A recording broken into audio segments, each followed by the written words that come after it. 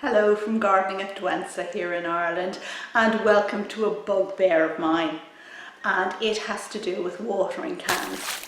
Now, I use a number of watering cans in my greenhouse, in my garden and in the house with my houseplants and orchids, and I've just been really dissatisfied over the last while with the quality of the design of many of them.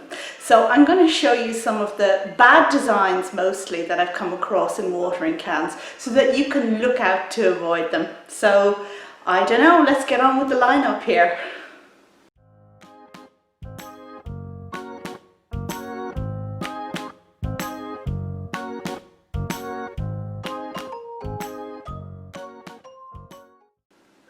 You are very welcome to my video about watering cans, and we're going to talk about some basics first before we get into the nitty-gritty. But I suppose really that the first thing you need to look out for when buying a watering can is that it is not too heavy for the job you have in hand. So what do I mean by that? Now, when you have a watering can for indoors, then this is one I bought, and it's not great at all because it's really heavy. It's not very well balanced, so there's just one handle here and it kind of cuts into you. You can see that it's got these edges on.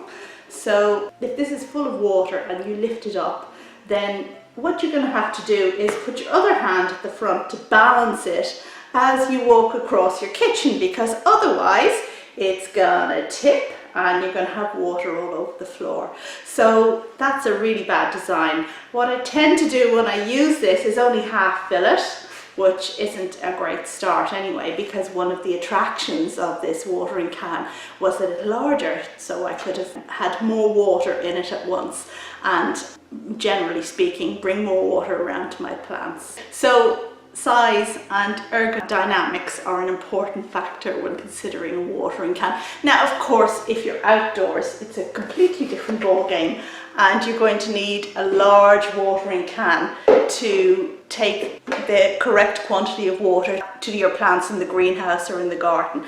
But for indoor plants, you need to get the size exactly right. And another thing to look out for when you're buying your watering can is that it has calibrations on the side, measurements. So now this is a kitchen jug, and actually, in point of fact, I end up using this a lot because, as you can see, it has measurements here for pints and fluid ounces. And when I'm measuring my orchid feed, for example, I need to put it in a certain quantity of water. And likewise with houseplant feed, you need to know the quantity of water that you have in the jug to know how much of the dry mix to add.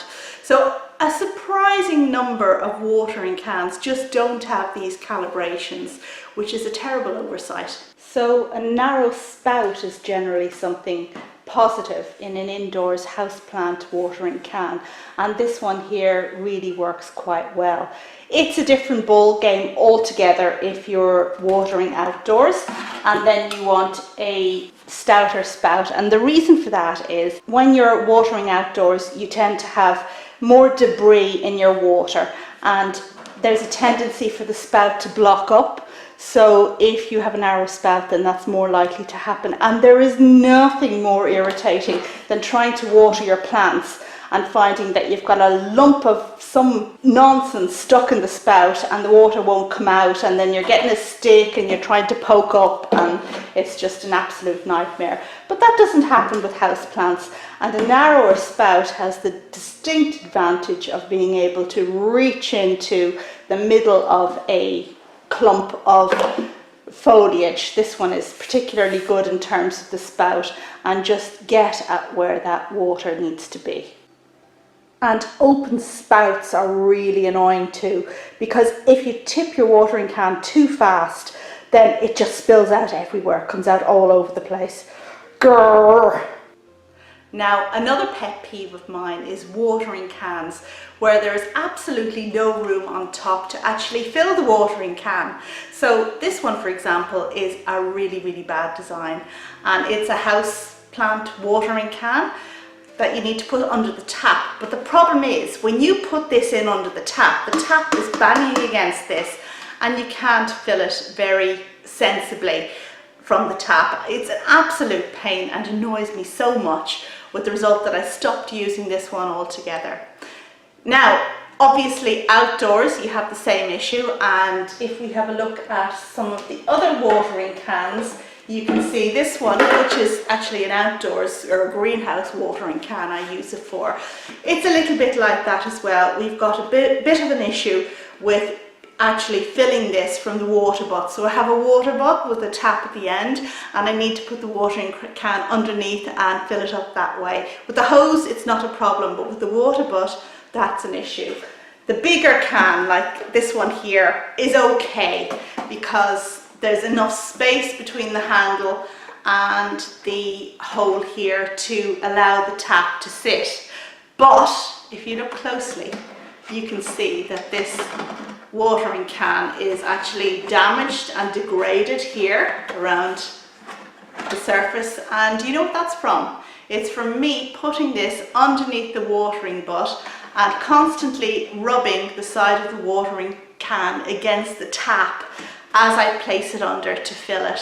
So obviously this isn't an ideal design either, and it falls short in terms of having enough space between the hole at the top and the handle to allow you to fill it properly and easily, and not kind of be pulling your hair out and going mad.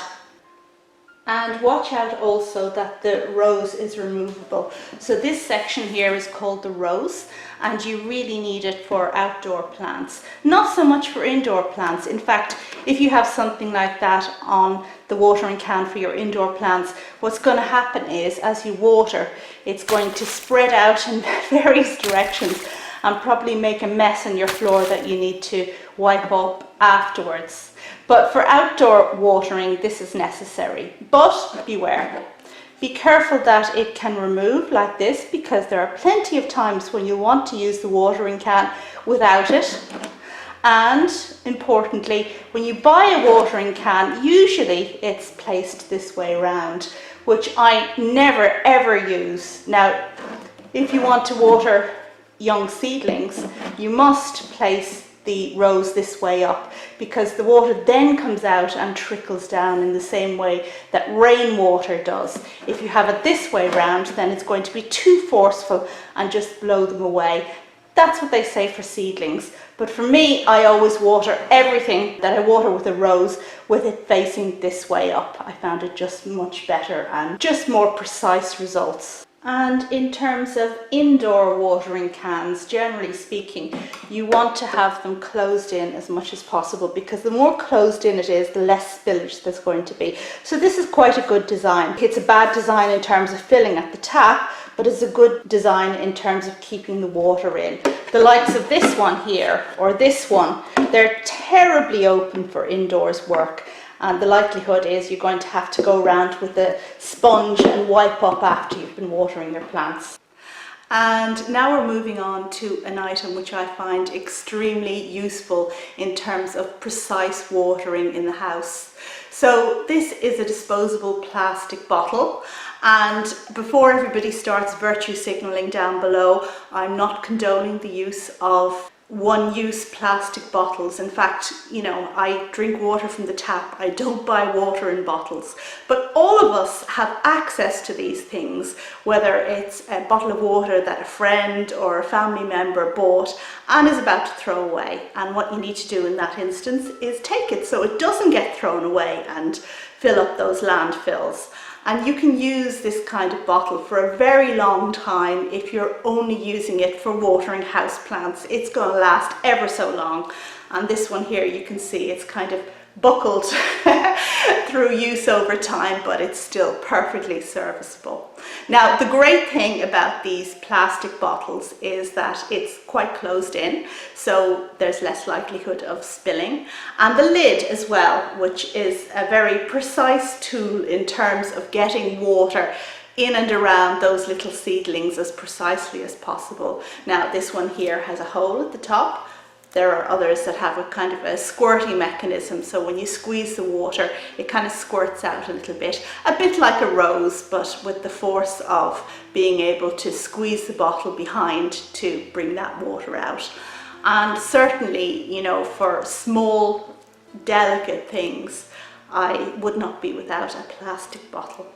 Okay, so that's my useful tip for the moment. But I do think I need to mention my most unuseful watering can, which is here behind me, and I'll just go through why. Now, look at this. This looks like quite a handsome watering can, and I think that's how many of these are sold. People buy watering cans because of what they look like. They buy fancy white ones that are going to fit in with their white painted walls that show off their lovely green house plants to best effect. But the most important thing with a watering can is how it works, not what it looks like. And this one is a really poor design. Now, it's open at the top, which I talked about before, and that can lead to spillage, but that's not the real reason why this is such a bad watering can. And I don't know if you can tell, but if we look at this watering can from the top, we can see why it is such a bad design. So this is the handle. See, the handle that you hold it by. Not very ergodynamic when this is full of water. It's quite hard to hold, but not as bad as the other watering can we had. So, okay, it has that. But if we look inside the handle is a hole that goes all the way down. So when you overfill your watering can, which we always do, then you must carry it very, very carefully to your plant with your hand here, because as you walk across the floor, if you tip the watering can this way, then guess what? All the water that's in here spills out the handle and ends up on your toes. I couldn't believe it when I saw this. I mean, even if this here had been closed in, then the handle could have served to kind of catch any excess water as I walked and tipped this way or the other. But it's not filled in, so it doesn't catch it, it just lets it spill down on the floor. So that's not much good really, is it? Okay, so that was my tuppence worth on watering cans, indoors and outdoor watering cans.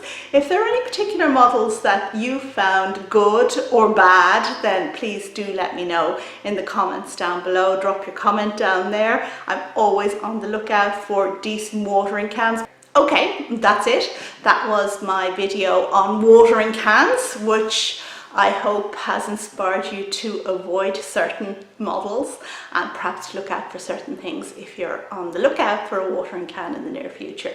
Thank you very much for watching as always, and I'll see you on the next video. Bye.